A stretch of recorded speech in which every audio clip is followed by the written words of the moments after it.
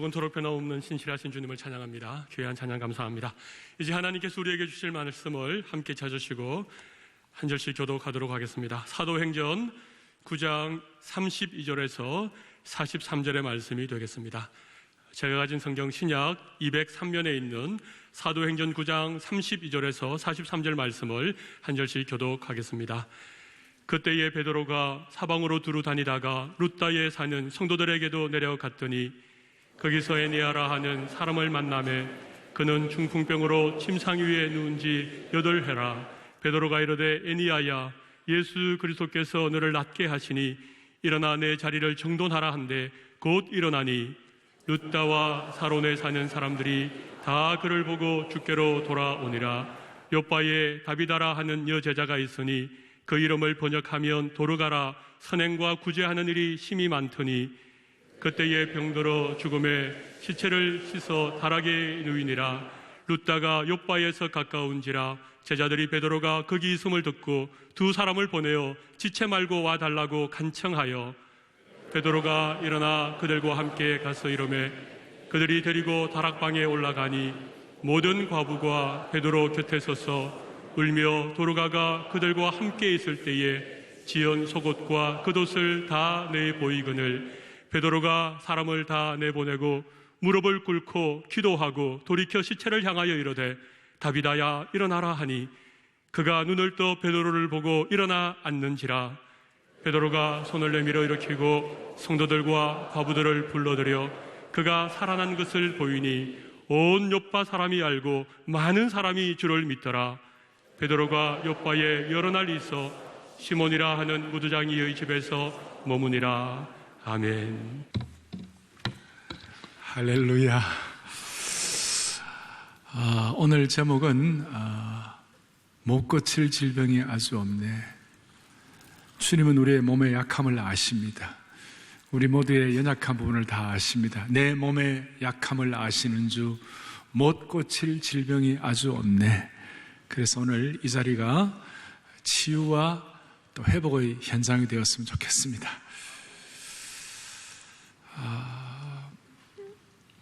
요즘 우리 주위에 아픈 사람이 너무 많이 있습니다. 몸의 질병뿐만 아니라 마음이 아픈 사람들이 많습니다. 아프니까 청춘이다라는 책이 있죠. 청년들의 인기가 있는데 얼마나 청년들이 마음이 아파하면 이런 책이 이렇게 공감을 얻고 많이 읽힐까 그런 생각을 해보았습니다. 시대마다 그 시대에 고유한 주요 질병이 있다는 것입니다. 제독 철학자 한병철의 피로사회라는 책의 첫 구절입니다. 저자는 21세기를 지배하는 주요 질병은 생물학적인 것이 아닌 우울증, 주의력 결핍, 과잉 행동장애, 그 다음 경계성, 성격장애 등 신경쇠약증이라고 말합니다. 전홍진 삼성서울병원 정신건강의학과 교수는 40대, 50대, 60대의 우울증 환자들 중에는 40, 50대 우울증 환자들 가운데 일 처리에 빈틈이 없고 늘 스스로를 채찍질해온 바른 생활 사나이가 많다는 것이에요. 오늘 여기도 바른 생활 분들이 많이 계세요. 이런 모범생들이 능력은 이제 예전같이 않는데 60이 되면 예전같이 않은데 자식의 독립은 요원하고 평균 수명은 갈수록 늘면서 자기도 모르게 우울해진다는 것이에요.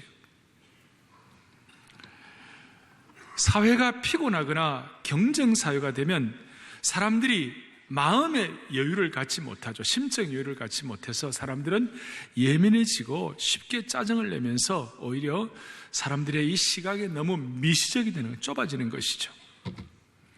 그래서 오늘 이 사회에 무엇보다도 많이 만연하는 단어가 힐링이라는 단어입니다. 치유라는 단어입니다. 치유라는 단어가 이렇게 편만한 이유가 무엇일까요? 사람들이 그만큼 내면적으로 병들고 지쳐있다는 뜻입니다. 이것은 이 시대뿐만 아니라 고대 사회부터 다 똑같습니다. 고대 철학자 플라톤부터 그렇습니다. 플라톤은 뭐라고 얘기하는지 인간의 본성은 물이 새는 항아리와 같다. 오늘 여기를 때우면 내일은 저기에 구멍이 나고 내일 저기를 때우면 모레는 또 다른 곳에 구멍이 나서 죽을 때까지 아무리 세상에서 좋다는 모든 힐링이라는 세상의 치유라는 물을 부어 준다 하더라도 본질적으로 깨진 항아리는 채워지지 않고 새어버린다는 것이에요. 마음도 그렇고 몸도 마찬가지예요. 여기 60이 넘은 분들 가운데 완벽한 건강을 유지하는 분이 있나이까? 그런 분이 혹시 있으면 천년기념물입니다. 60이 넘으면 다 몸에 한 구석 한 구석은 다 고장이 나 있죠. 그래서 치유는 오늘 우리 모두의 관심사입니다. 예수님이 이 땅에 오셔서 마태복음 9장에 보면 이 땅에 오셔서 예수님은 가르치시고 사람을 양육하시고 그 다음에 전파하시고 복음을 전파하시고 그 다음에는 치유하셨다. 그래서 티칭과 프리칭과 그 다음에 힐링 이런 말씀을 하십니다. 사복음서 마태, 마가, 누가, 요한복음 사복음서의 전체 절수가 총 3779절인데 이 중에 709절 이상이 치유와 죽은 자의 부활과 관련되어 있는 것입니다. 동시에 모든 치유의 현장에는 반드시 예수님의 불쌍히 여기심이 있고 그리고 주님의 불쌍히 여기심을 통한 치유를 경험하고 나면 제대로 된 치유를 경험하는 사람들은 반드시 하나님께 영광을 돌리는 두 가지 양면적인 것이 나와 있습니다. 사랑하는 교회 여러분들이요, 예수님이 치유자인 줄로 믿습니다. 예수님이 치유자이시기 때문에 예수님이 머리이신 교회는 치유의 현장이 되어야만 하는 것입니다. 그래서 우리는 교회에 와서 오늘도 주님 앞에 이 말씀을 들은 가운데서 이 자리가 그냥 머리로 스쳐 지나가는 시간 되지 말게 하시고 이 자리에 우리가 치유를 경험하게 하여 주십시오. 야고보서 5장 15절을 다 같이 합독합니다.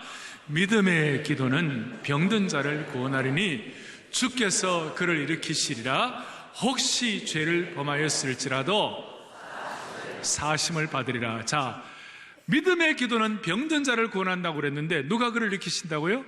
주께서 일으키시리라. 그래서 오늘 예배에 주님을 향한 우리 시선을 집중하십시다. 그리고 주님께서 치유하시는 것을 오늘 경험해야 하는데 치유의 능력을 주님이, 그러니까 치유의 모든 동기가 오직 한 가지, 예수님이 원하시면 된다는 거예요. 그러니까 치유의 동기는 오직 한 가지, 예수님의 원하심이라는 거예요. 치유는 주님이 원하시는 것 때문에 주님의 주권적인 용력에 속한 것이죠. 예레미야 30장 17절, 옛날 예레미야 시대부터 내용이 나오죠. 읽어보겠습니다.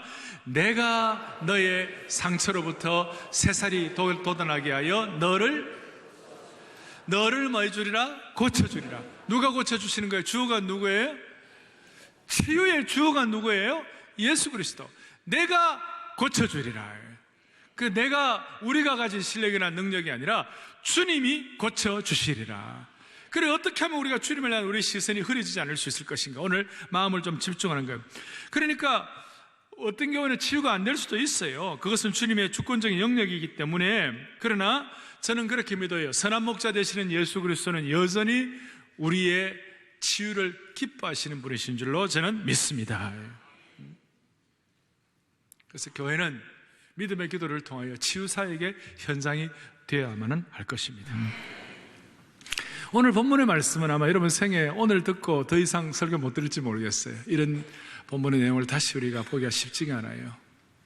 오늘 본문 사도행전 9장 32절로 43절에는 크게 두 가지 사건이 나와요. 한 사건은, 첫 번째 기적은 30절부터 36절까지 루따라는 곳에 33절에 거기에 애니야라는 사람을 만나매, 애니야, 그는 뭐로? 중풍병으로 침상위에 누운 지 몇 년이나 됐습니까? 8년 됐어요. 이 8년이나 된 애니야라는 이 중풍병자, 이 사람 남자일까요, 여자일까요? 저는 우리 여자라고 많이 들었는데요, 제가 말씀을 주면서 보니까 여자가 아니고 이 헬라에는 반드시 남성 명사에 붙는 관사가 있어요. 그것이 호라는 게, 오자에다 위에다가 쉼표를 거꾸로 딱 때려놓는 것이 호라는 게 있는데, 호 애니야. 그래 보니까 이것은 남자예요. 그리고 당시 에니아라는 이름이 헬라 남성들의 아주 보편적인 이름 중에 하나였어요. 우리 뭐 철수하듯이 그런 헬라파 유대인이었던 것 같아요. 그가 8년 동안 중풍병자로 누워 있었어요. 여러분, 중풍병자로 8년 동안 침상에 누워 있어 보세요. 대소변도 제대로 못 가리고 8년을 있으면 누가 행복하겠어요? 정신 멀쩡하겠어요? 8년 동안 그냥 일도 못하고 자기 모든 가정 사업, 그 다음에 자기의 어떤 역할을 다 접어버리고 강제적으로 그냥 누워있는 그 상황이야말로 인생을 우울하게 하고 고통스럽게 하고 정말 힘들게 하는 그 경우가 얼마나 많겠어요? 그런 에니아라는 사람이 있었는데 이 에니아에게 베드로가 찾아갔어요. 베드로가 성령의 감동을 받아가지고 찾아가지고 뭐라고 얘기하느냐? 34절에 베드로가 이르되 에니아야, 예수 그리스도께서 너를 낫게 하시니 일어나 내 자리를 정돈하라 하니 곧 일어났다 그랬어요. 아이고, 저는 이거 보면서 너무 감사한 건요, 34절 다시 한번, 누가 낫게 하시는 거예요? 베드로가 내가 너를 낫게 한다 그랬어요? No. 베드로가 자기가 에니아를 낫게 한다고 말하지 않았어요. 내가 너를 침상에서 일으킨다 그렇게 말하지 않았어요. 34절 다시 한번, 베드로가 이르되 에니아야, 누가 너를 낫게 하시니? 예수 그리스도가 너를 낫게 하시니. 오늘 이 자리에 그리스도가 충만하게 되기를 바랍니다. 주님이 우리 속에 물론 임재하여 계십니다만은 오늘 치유하시는 예수 그리스도를 경험하기를 바라시는 것이에요. 다시 얘기합니다. 5, 60 넘으면 다 한 군데 다 고장된 분 다 있어요. 예수 그리스도가 우리를 낫게 하신다. 에니아를 통하여 8년 된 중풍병자가 낫게 되는 것, 예수 그리스도가 친히 낫게 하신다는 것. 여기에 34절 뒤에 너 자리를 정돈하라 하는 이 말은 단순히 그냥 아픈 자가 일어나가지고 자리 정돈하고 이불 개라, 그 정도 뜻만이 아니에요. 여기에는 좀 더 영적인 깊은 부분이 들어있는데 그것은 어떤 뜻입니까? 단순히 중풍병에서 일어나라 할 정도의 내용이 아니라 당신이 해야 할 모든 일들을 앞으로 스스로 정돈하라, 그런 뜻도 포함되어 있는 거예요. 그가 얻어야 할 직업도 다시 시작하고, 그동안 가정을 돌보지 못했으니까 가정도 다시 돌아보고, 이웃들에게 늘 폐만 끼쳤는데 이제는 이웃들에게 해야 할 일들을 하라, 그 뜻이에요. 사실 누구든지 아프면, 육신이 병들면 자기가 맡은 일을 책임을 감당을 못합니다. 가족이나 이웃에게는 물론 자기 스스로에게 해야 할 일도 감당하지 못하고 의존적인 존재가 되는 거예요. 자기 스스로 감당이 안 되니까. 심하면 식사도 못하고 화장실도 못 갑니다. 이런 처지에서 내가 스스로 할 일, 내가 감당해야 할 몫을 제대로 감당하라라고 주님이 말씀하시니까 이건 진짜 치유가 되시는 거예요. 하나님께서는 우리의 병을 고치시되 육신의 병 정도가 아니라 우리가 이 세상에서 의존적으로 살던 우리의 삶을 다시 한번 우리 스스로 주님과 함께 동행하면서 삶을 꾸려갈 수 있는 존재로 만들어주신다. 할렐루야. 그것이 오늘 8년 된 중풍병자를 고치시는 에니아에 관한 내용이고, 그 다음 36절부터 보세요. 욥바의 다비다라는 여제자가 있으니 그 이름을 번역하면 도르가라 그랬어요. 다비다라는 이름은 아람어, 그 당시에 히브리어와 비슷한 거예요. 그 당시의 용어이고, 그 다음 도르가라는 말은 이 헬라어로 당시 국제적으로 통용되던 헬라어로 바꾼 이름이에요. 사울이 바울 이름 하는 것처럼 그런 식이에요. 그 도르가라는 여성이 있었는데, 이 여성이 참 보니까 39절 뒤에 보니까 도르가가 그들과 함께 있을 때 지은 속옷과 겉옷을 다 내보이거늘, 이 사람은 섬기고 구제하고 봉사하고 남들을 세워주고 남들의 필요를 채워주는데 전문가예요. 36절 뒤에 도르가라, 그는 선행과 구제하는 일이 심히 많았던 사람이에요. 남들 봉사하고 남들의 필요를 채워주는 데는 최고의 전문가인 이 여제자, 여자매예요. 이 자매가 갑자기 병들어 죽었어요. 갑자기 37절에 갑자기 병들어 죽음에 시체를 씻어 다락에 놓였다 그랬습니다. 갑자기 사랑하는 여제자, 사랑하는 이 참 도르가, 이 다비다가 죽으니까 기가 막힌 일이에요. 이거 어떻게 하면 좋으냐.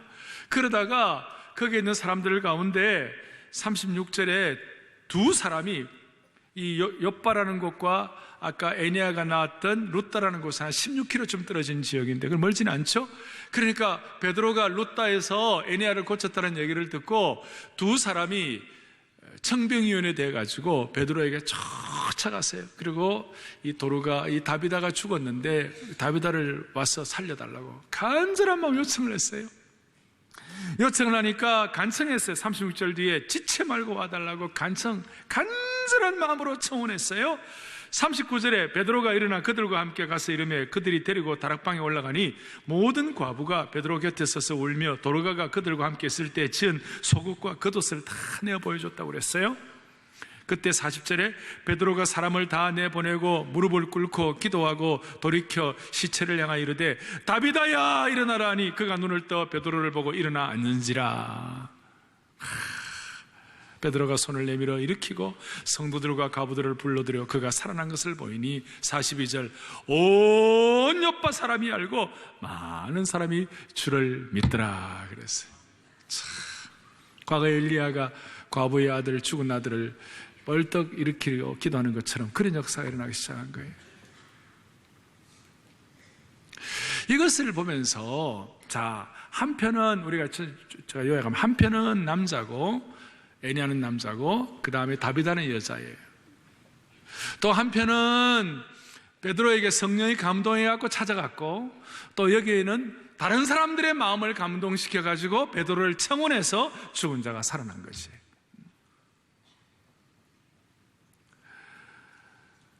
이 상황에서 또 공통점은 뭐냐? 에니야가 중풍병을 치유받고 난 다음에 35절에 룻다와 사론에 사는 사람들이 다 그를 보고 주께로 돌아오더라. 또 42절에도 온 요파 사람이 알고 많은 사람이 주를 믿더라. 공통점은 뭐냐? 이 치유사역을 보고 수많은 사람들이 복음 앞에 깨어져 돌아왔다는 것이에요. 그러니까 초대교회 이후로 지금까지 늘 치유사역과 복음사역이 같이 가는 거예요. 치유를 위한 치유가 아니라 이 치유를 통하여 무슨 일이 벌어지는가? 복음을 영접하게 되시는 거예요. 그래서 여러분들이 오늘 기적을 달라고 주님 앞에 기도할 수 있는 제목이 있다면 하나님 이 치유의 기적을 통하여 주위의 수많은 믿지 않는 가족들과 주위에 있는 수많은들이 주님 앞에 돌아오게 도와주시옵소서. 그런 마음에 소원을 할 때 주님께서 베풀 만한 자비를 베풀어 주실 것입니다. 동시에 오늘 두 사람이 청혼해 간 것처럼 예를 들어서 이번 대각성 전도 집회에 하나님 아버지 하나님의 백성들을 구원받을 사람들을 주께서 일으켜 세워 주시옵소서. 그런 마음을 가지고 이 청혼자 역할을 잘하게 될 때 필요하면 기적과 치유도 베풀어 주시리라고 믿습니다. 그리고 오늘 이 치유의 사역에서 참 묘한 것은 그냥 베드로가 그냥 된 것이 아니라 여기 다비다야 일어나라는 말이 다비다쿰이에요. 이거 어디서 옛날에 기억난 거 없어요? 소녀야 일어나라 달리다쿰이에요. 그 영어로 보면요, 그 영어식 표현을 보면 딱 한자예요. 달리다쿰, L-I-하고 다비, B-I-하고 B하고 L하고 차이예요. 나머지는 다 똑같아요.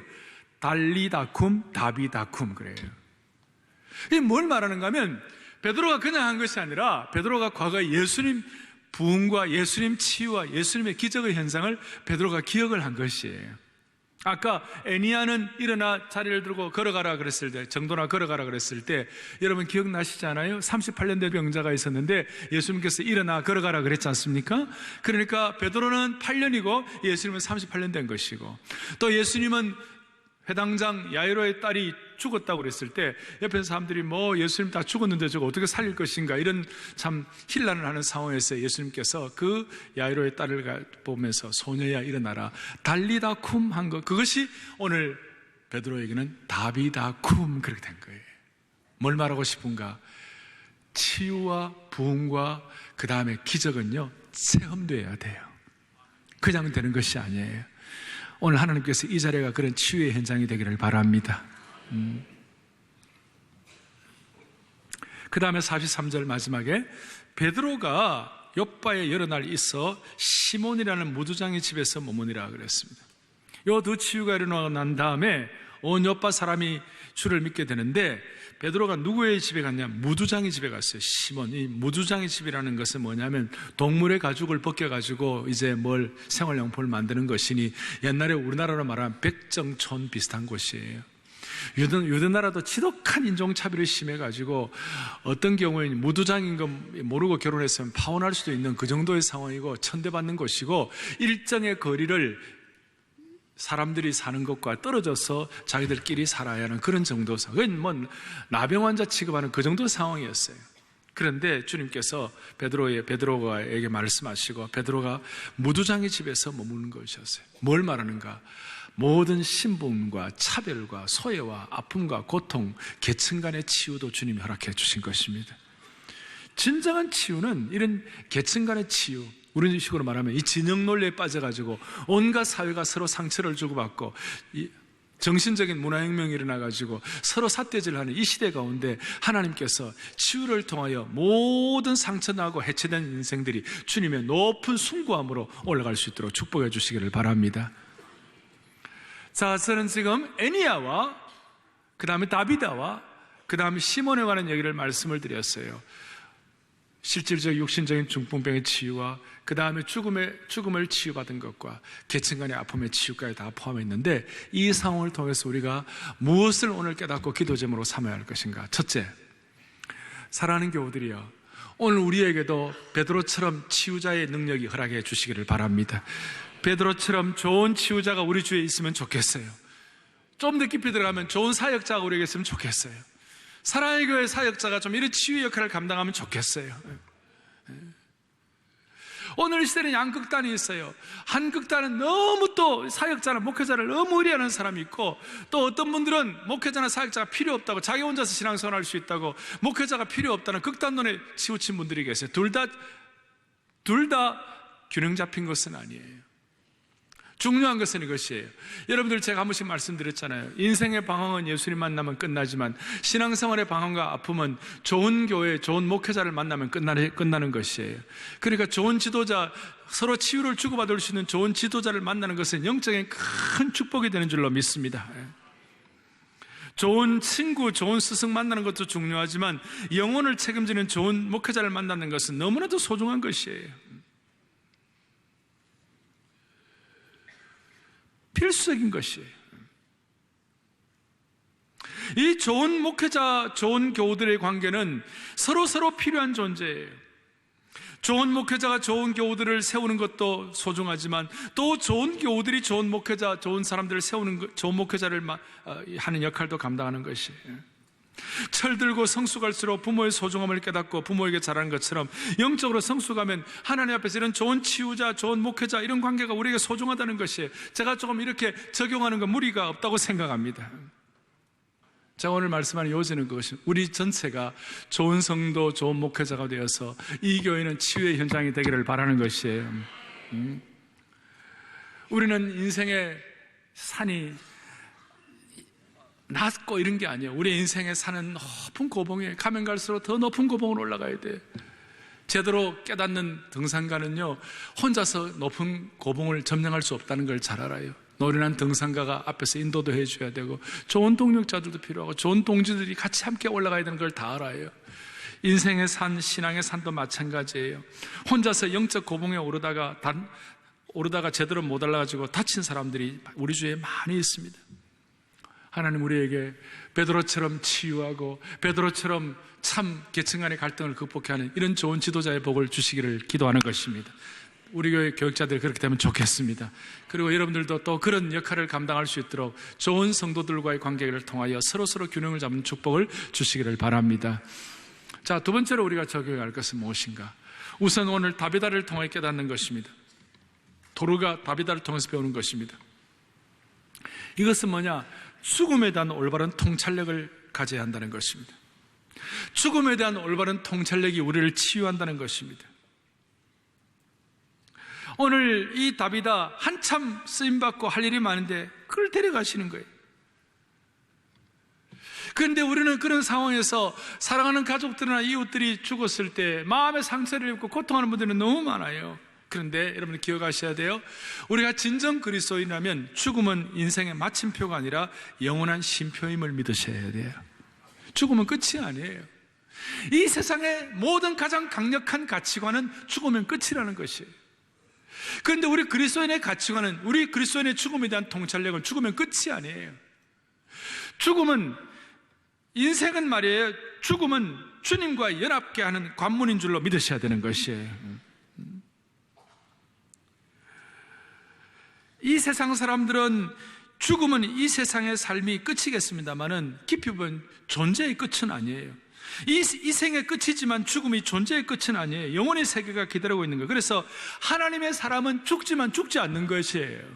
그러니까 하나님의 백성들은 죽음에 대한 정의를 내릴 때 이렇게 말할 수 있어요. 모든 그리스도인들에게 있어서, 예수 믿지 않는 사람들에게, 복음이 생명의 역사가 없는 사람들에게는 죽음이 죄의 형벌이지만, 예수 믿고 주님이 우리 인생의 주인으로 모시고 그리스도의 피값으로 구원받은 하나님의 백성들에게는 죽음이 형벌이 아니라 죽음은 영원한 치유인 줄로 믿습니다, 이거예요. 죽음은 육신의 장막을 벗어나 하나님의 영광의 궁전에 입성하는 것이에요. 죽음은 내가 그렇게 오매불망 사모하던 주님을 배우는 것이 죽음이에요. 그러니까 저와 여러분들이 다시 얘기합니다. 하나님의 사람은 죽지만 죽지 않는 것입니다. 이 세상 사람들의 가치관은 죽으면 끝이라는 거예요. 그러니까 죽으면 끝이니까 고전 15장 32절 좀 보세요. 이런 내용이 있어요. 시작. 죽은 자가 다시 살아나지 못한다면 내일 죽을 터이니 먹고 마시자 하리라. 죽은 자가 다시 살아나지 못한다면, 우리 식으로 말하면 죽음 이후에 영원한 것이 시작된다는 것을 모르는 사람들은 내일 죽으면 끝이니까 먹고 마시자, 캐스러스라. 그러니 오늘 먹고 마시고 내 인생은 이것으로 이 땅은 끝이고 죽으면 뭐 어떻게 될지 다 모른다, 이렇게 사는 사람들은 그 마음이 결코 치유될 수가 없어요. 늘 마음에 짐을 지고 보이지 않는 것에 무언가 큰 덩어리 같은 걸 갖고 사는 것이에요. 그런데 하나님께서는 전도서 기자부터 시작해서 오늘까지 죽음에 대한 우리의 시각, 영혼에 대한 우리의 시각, 전도서 3장 11절을 다 같이 또박또박 합독하겠습니다. 하나님이 모든 것을 지으시되 때를 따라 아름답게 하셨고 또 사람들에게는 영혼을 사모하는 마음을 주셨느니라. 그러나 하나님이 하신 일의 시종을 사람으로 측량할 수 없게 하셨도다. 하나님이 사람의 시종, 살고 죽는 것은 우리가 모르는 거예요. 하나님께서 하나님의 때에 맞게 하시는데, 중요한 것은 저와 여러분들에게, 예수 믿고 구원받은 하나님의 백성들에게는 영원을 사모하는 마음을 주셨느니라. 영원을 사모하는 마음을 주셨다는 말이 뭐예요? 우리는 가끔 가다가 영원한 것을 바라보는 눈이 우리에게 필요한 것이에요. 삶의 지평선 넘어 멀리 내다보는 것이에요. 우리는 가끔 가다가 이 땅에 살아가면서 수많은 압박과 짐을 지고 마음에 큰 고통을 안고 어떻게 하면 좋을까 이럴 때마다, 여러분 로마서에 있는 말씀대로 하나님의 장차 나타날 영광을 바라보고 기뻐하고 가슴 뛸 수 있는 능력을 주셔야만 되는 것이에요. 이 죽음에 대한 통찰력이 없으면 우리에게 참된 치유가 일어나지 않는 것이에요. 그래서 우리는 가끔 가다가 죽음 이후에 펼쳐질 영원한 세계를 바라보면서 우리의 마음의 갈등과 아픔을 치유할 수 있는 영적인 어떤 에너지를 받아야 되는 것이에요. 여러분 힘들어도 정말 하나님의 영광을 바라보고 즐거워하기를 바랍니다. 죽음에 대한 통찰력을 회복하기를 바랍니다. 다시 한번 따라하겠습니다. 하나님의 사람은 죽지만 죽지 않는다. 오늘 다비다가 벌떡 일어난 걸 통하여 우리에게 교훈하시는 것이에요. 죽지만 죽지 않는다. 제가 오늘 본문에서 얘기할 때 죽음이라고 할 때 육신의 생명이 끊어진다, 그것만 말하는 것이 아니에요. 그것만으로 부족해요. 한 차원 뛰어넘는 거예요. 죽음의 다양한 형태를 생각해 봐야 돼요. 우리는 육체적인 죽음에 대해서 생각을 합니다만은 어떤 사람은요, 날마다 삶이 무의미하면 그 삶 자체가 죽은 거예요. 권태와 우울증 때문에 인생을 죽지 못해 산다면 그것도 또한 또 다른 형태의 죽음이라고 말할 수 있어요. 그것 때문에 자살까지 하는 사람들도 있는 것이 아닙니까? 희망이 없이 날마다 절망 가운데 사는 사람도 죽음의 또 다른 형태를 경험하고 있는 것이에요. 두려움, 근심, 치명적인 정신병, 영이 상한 것, 쓴뿌리들, 변장된 죽음의 형태라고 말할 수가 있는 것입니다. 이것이 우리가 육신이 살아있다고 하지만 다시요, 권태, 우울, 절망, 치명적인 정신병, 스트레스, 영이 상한 것, 이것들이 우리의 내면을 컨트롤한다고 생각할 때 우리는 정말 죽음과 마찬가지 아닙니까? 그렇기 때문에 예수님의 위대한 복음 디모데후서 1장 10절을 다 같이 크게 합독하겠습니다. 시작. 이제는 우리 구주 예수 그리스도의 나타내심으로 말미암아 나타났으니 그는 뭐예요? 다시 한번, 그는 뭘 피하시고? 사망을 피하시고 복음으로서 생명과 썩지 아니할 것을 드러내신지라. 마치 또 다른 죽음의 여러 형태들을 이 땅에 간직하고 고통하는 수많은 이 땅의 군상들에게 주님은 아니야, 주님은 생명과 복음으로서 사망을 피하시는 것이야. 오늘 그 은혜가 여러분들에게 있을 때 참 치유가 일어날 줄로 믿습니다. 우리는 죽지만 죽지 않은 것이에요. 제가 지금 누구를 통해서 적용했습니까? 다비다를 통해 적용했습니다. 한 가지 더 적용을 하겠습니다. 그것은 누구를 통해 적용합니까? 애니야를 통해서 적용합니다. 자, 누운 지 8년이 되었다. 이걸 통해서 뭘 하느냐? 우리의 영적인 중풍병, 영적인 무감각, 영혼과 우리의 영적인 이 무감각한 이 마음이 치유가 되어야 돼요. 침상에 누운 지 8년이면요 거의 꼼짝을 못하는 거 아니겠어요?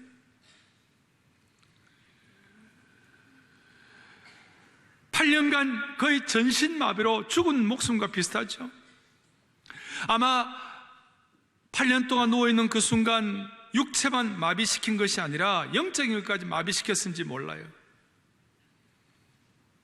오늘 우리 가운데 의지에 있어서 중풍병자와 같은 분들이 계세요. 자신의 악습과 습관과 중독 때문에 고통당하면서 침상에 누운 지 그 악습과 습관과 의지의 결핍 때문에 생긴 그 침상에 누운 지 어떤 사람은 2년, 어떤 사람은 1년, 어떤 사람은 8년, 어떤 사람은 10년이 넘는 분도 있을지 몰라요. 마약과 도박과 알코올 중독과 성중독증 이런 데 걸려가지고 해서는 안 되는 줄 알면서도 영혼의 중풍병에 걸려서 아무리 애를 써도 그 고질적인 어려움이 해결되지 않은 분도 있을지 몰라요. 나도 좋은 가정을, 화평한 가정을 얻고 싶고, 나도 싱그러운 인간관계를 통하여 자기 발전도 하고 싶고, 나도 가슴 뛰며 기쁘고 적극적으로 살고 싶은데 그게 안 된다는 거예요. 왜 그래요? 자기 자신의 의지를 조절하는 감각이 와해되었기 때문에 그래요. 침상에 누워있는 이유는 중풍병이기 때문에, 몸을 움직이지 못하니까, 내가 어떻게 할 수가 없으니까. 따라서 오늘 우리는 예수 그리스도께서는 우리의 의지의 잘못된 중풍병까지도 해결해 주신다는 것을 믿으셔야 합니다. 여러분 가운데 어떤 마음을 가지고 제대로 하기를 원하지만 한 번도 그 원하는 것을 해보지 못한 분이 있을지 몰라요. 자신의 의지를 조절하는 감각이 통제되지 못하고 마비된 분이 있다면, 오늘 베드로를 통하여 애니야를 치유하신 것을 통하여 우리의 무감각한 영적 센스가 회복되기를 간절히 기도해야만 할 것입니다. 제가 지금 시간이 없기 때문에 중요한 것 제가 한번 여러분들에게 빨리 한번 진행해 나가 보겠습니다. 몇 년 전에 퍼펙트 센스라는 영화가 개봉이 되었습니다. 우리가 갖고 있는 5가지 감각, 후각, 미각, 청각, 시각, 촉각이 있는데, 원인 모를 질병이 발생해서 전 세계 곳곳에서 인간의 감각이 하나씩 마비되는 이상현상이 나타났다는 영화입니다. 어느 날 갑자기 온 인류가 후각이 마비됩니다. 무슨 일이 벌어지면 냄새를 못 맡아요. 그리고 미각이 마비되어 버립니다. 혀의 감각이 전혀 없으니까 날고기를 막 먹고 비누를 개걸스럽게 먹기도 하면서, 그러면 사람들이 화가 나고 상처를 받아가지고 분노를 쏟아내는 것입니다. 느끼지 못하는 것이 얼마나 비참한지 모릅니다. 감각이 정말 중요한 것이에요.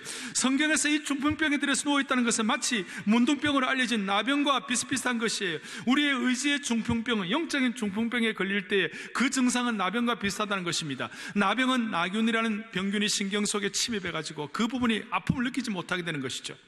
그래서 작은 상처가 나서 피를 흘려도 모릅니다. 제가 좀 빨리 합니다. 그대로 내어버려 두니까 골마서 썩어버리기도 하는 것입니다. 난로를 쬐다가도 발가락이 닿아서 타들어가도 모르는 것이에요. 그래서 발가락이 몇 개 있어도 베겨낼 도리가 없는 것이에요. 아픔을 느끼지 못하는 것이 얼마나 무서운지 몰라요. 감각이 없으니까 반대로 찔러도 모르는 것이에요.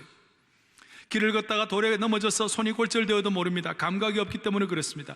나병을 가진 분들은 이런 이유로 온몸이 상한 곳이 없어요. 막 상처투성이에요. 무감각이라는 것이 이렇게 무서운 것이에요. 사랑하는 교우들이여, 육신의 감각뿐만 아니라 영적인 센스가, 영적인 감각이 무뎌진 것, 이거 정말 심각한 것이에요. 영적인 무감각 상태가 되면 무슨 일이 벌어집니까? 죄를 지어도 괴롭지 않습니다. 죄를 지어도 마음이 아프지 않습니다. 죄가 더 이상 고통이 아닙니다. 그러니까 죄를 밥 먹을 때도 무감각한 것입니다. 이것을 주님이 제대로 치유해 주시기를 원하시는 것입니다.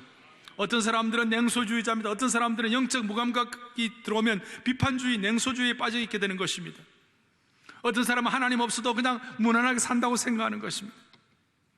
그래서 오늘 중요한 거, 여러분들 모두가 다 이 가운데는 육신적으로 좀 덜 아픈 분도 계시고 또 뭐 나름대로 차도가 있겠습니다만은 모두가 다 한 가지, 우리 모두가 다 고민해야 하는 거 있어요. 그것이 뭐냐? 이사야 61장 1절을 좀 다 같이 보겠습니다. 시작. 주 여호와의 영이 내리시기 이는 여호와께서 내게 기름을 부으사 가난한 자에게 아름다운 소식을 전하게 하시고, 그 다음에 중요합니다.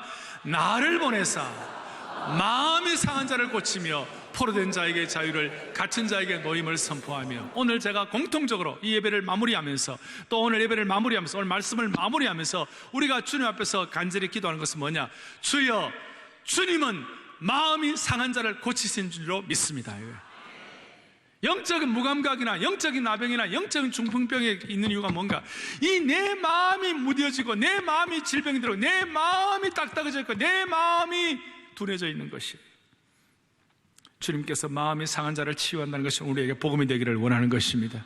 사랑하는 교우들이여, 마음이 상해 보셨습니까? 마음이 깨어져 보셨습니까? 사람의 이 마음은요, 예레미야 17장에 있는 것처럼 만물보다 부패한 것이 사람의 마음이라고 그랬어요. 마음이 왜 그렇게 쉽게 부패합니까? 마음이 왜 그렇게 상처를 받습니까? 그 이유는 뭡니까? 마음이 우리 몸의 모든 기관 가운데 제일 약하기 때문에 그렇습니다. 저와 여러분에게 제일 약한 부분이 뭐냐? 마음이에요. 마음이 약해요. 마음이 약해요. 그리고 약한 부분, 마음이 우리가 관절이, 어떤 분들은 이렇게 골절이 되는 분들이, 골절되면 또 골절되고, 또 골절되면 또 골절되는 거예요. 왜냐하면 이 골절 부분이 약해서 그런 것이에요. 우리가 마음이 쉽게 상처를 받고 마음의 고통을 안고 하는 이유가 뭐냐면 마음이 제일 약하기 때문에 그래요. 마음이 쉽게 상하는 것이에요. 어떤 분들은 남들의 말 때문에 삐지는 사람들이 있어요. 그 말 때문에 삐지는 것은 그 자존심이 강해가지고 그 말에 마음이 제일 약하기 때문에 삐지는 것이에요. 마음이 그 부분에 있어서만 연약해져 있기 때문에 그런 것이에요. 그래서 마음의 상한 자를 고친다 할 때는 이 고친다는 것은 상처가 난 마음을 싸매서 아프지 않게 해준다는 것뿐만 아니라, 중요한 것은 다시는 동일한 종류의 공격이 들어와도 상처받지 않는 튼튼한 마음으로 만들어 주시는 주님이시다, 그 뜻이에요. 육신의 병은 의사가 고쳐요. 근데 이 마음의 병은 누가 고친다고요? 예수님이 고치신다. 오늘 이 마음의 병을 고치시는 주님 앞에 나아가십시다. 마음의 병을 고치시는 주님 앞에 나아가십시다.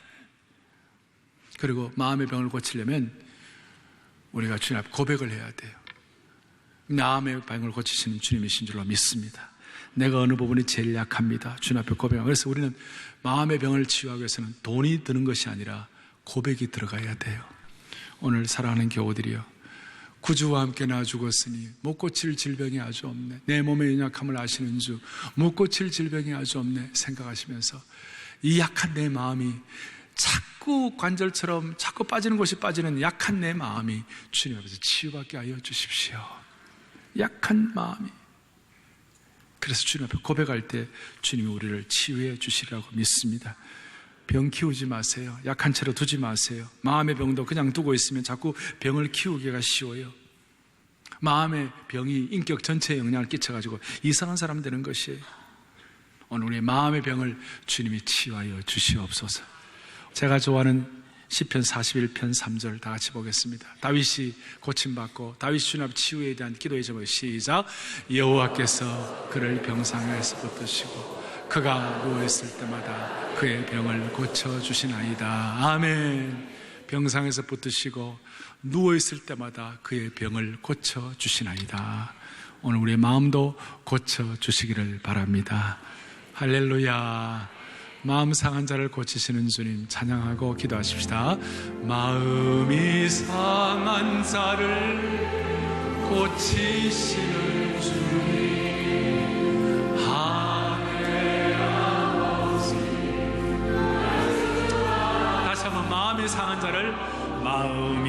상한 자를 고치시는 주님, 하늘의 아버지 날 주관하소서.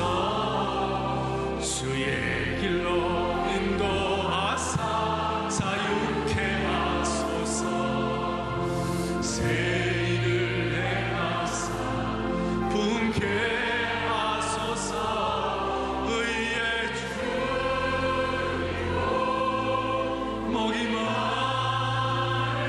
마르니 성령의 기름 부소서. 의의 주이고 목이 마르니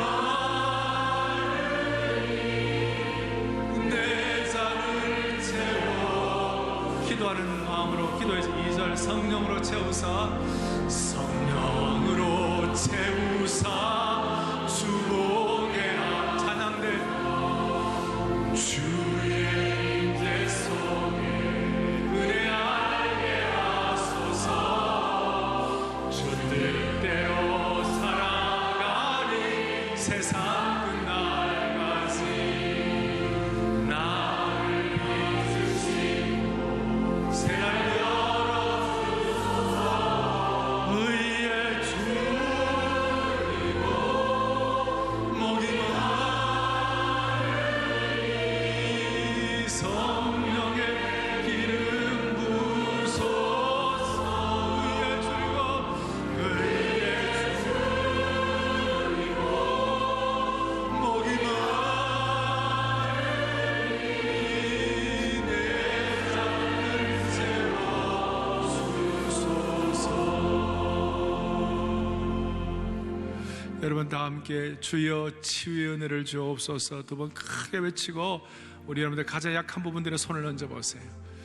어떤 분들은 마음에, 어떤 분들은 약한 부분에 손을 다 얹어보시고, 오늘 치유기도는 오늘 예배 마치고 조금 더 하시기를 바라고, 이 시간은 합심해서 한번 주여 치유의 은혜를 주옵소서 크게 두 번 외치고 약한 부분에 손 얹고 기도하고 제가 마무리 기도하겠습니다. 주여 치유의 은혜를 주옵소서. 주여 치유의 은혜를 주옵소서. 하나님 아버지, 오늘 많은 성도들이 아픈 부분에 손을 얹었습니다. 다윗의 고백대로 여호와께서 그를 병상에서 붙드시고 그가 누워있을 때마다 그의 병을 고쳐주신 역사가 오늘 이 시간 다시 재현되게 하여 주시기를 원합니다. 주여, 많은 분들이 과도한 인생의 짐을 지고 있습니다. 피곤한 육신입니다. 말로 다 할 수 없는 인간관계의 갈등 구조가 있습니다. 기가 막힌 오해와 공격을 받고 몸이 아프고 슬픈 분들도 많이 계십니다. 주여, 이럴 때마다 주께서 구조 조정하여 주시옵시고 새 창조의 역사가 일어나서 우리 모두가 다 마음과 영혼이 소생되게 하여 주시옵소서.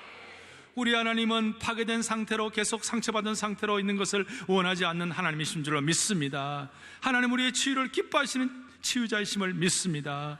오늘도 베드로처럼 예수 그리스도께서 너를 낫게 하시니 일어나 너 자리를 정돈하라는 이 말씀 듣고 모두가 다 죽은 것 같은 상태에서 회복되게 하여 주시기를 원합니다. 우리의 생명 되시고 소망 되시는 우리 주 예수 그리스도 이름 받들어 간절히 기도 올리옵나이다. 아멘.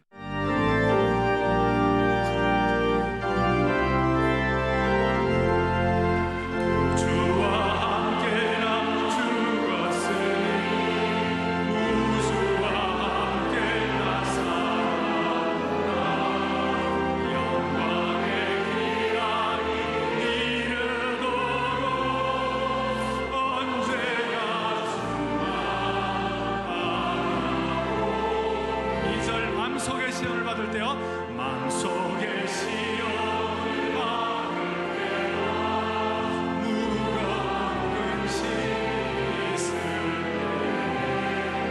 때 주께서 그때도 같이 하사 언제나 나를 도와주시네. 언제나 주를 사랑하사 언제나 새 생명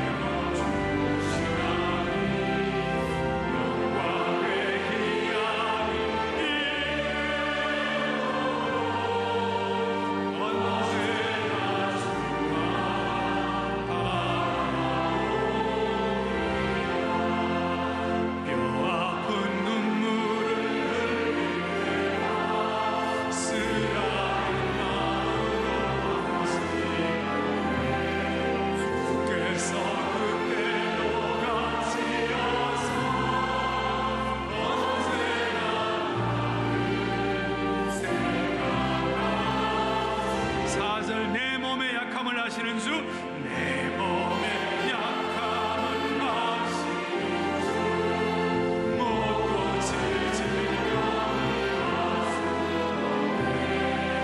외로운 날이나 기쁜 때나 언제나 함께 다시 한번 내 몸의 약함을 아시는 주 내 몸의 약함을 아시는 주 못 고칠 질병이 외로운 나이나 기쁜 때나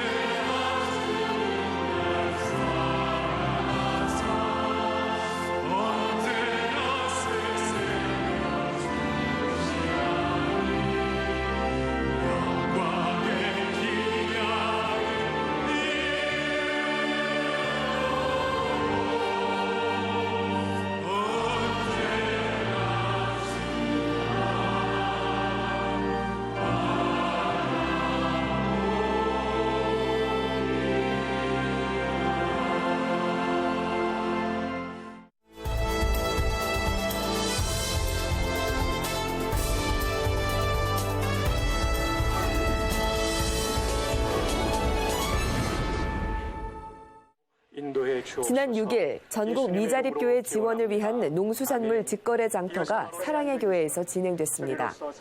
농어촌 교회 목회자와 성도들을 비롯해 총회 임원진 그리고 사랑의 교회 성도들이 함께한 가운데 개회 예배를 드렸는데요.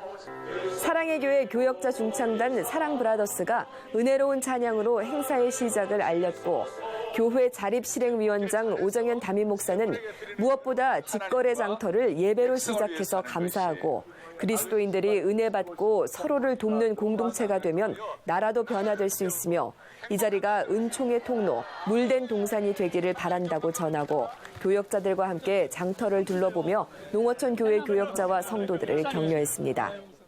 사실 기도로 준비했어요. 왜냐하면 작년에도 바자회를 통해서 기금을 마련해갖고 아이들 데리고 중국 비전 트립을 갔다 왔어요. 근데 아이들이 너무 좋아하는 거예요. 그래서 이번에 이 바자회를 해서 수익금을 모아서 올 겨울에 아이들하고 상해 임시정부도 갔다 오고 백두산 비전 트립도 가려고 그런 포부를 가지고 왔어요. 두 번째로 열린 이번 직거래 장터는 지난해보다 더욱 풍성했는데요. 농어촌 미자립교회를 위해 사역하고 있는 국내 사역부 에베네셀의 60여 명 성도들이 판매 도우미와 택배 서비스를 담당해 직거래 장터를 위해 섬겼고 전국 46개 농어촌 교회는 각 지역에서 생산된 농수산물을 다양하게 준비해 사랑의 교회 성도들과 지역 주민들에게 신선하고 믿을 수 있는 먹거리를 제공하고 더불어 농어촌 미자립교회에는 경제적으로 도움이 되는 나눔의 잔치였습니다. 작년에는 좀 늦게 와서 이제 한정적으로 물건을 구입을 했었는데 너무 싸고 좋고 그래서 올해는 조금 이제 좀 제대로 구입을 하려고 좀 일찍 나왔고요. 일단 전체적으로 필요한 거는 다 살 예정이에요. 이게 이제 미자립교회나 시골교회에 큰 보탬이 조금이라도 보탬이 될 수 있으면 이제 성도로서 굉장히 바람직한 일이 될 것 같아요. 직거래 장터를 통해 도시교회와 농어촌교회가 더욱 긴밀히 연결되고 협력하며 미자립교회 지원에 도움의 통로가 되길 바라고 앞으로도 사랑의 교회가 농어촌 미자립교회 자립을 위한 영적 공공재로 쓰임받기를 소망합니다.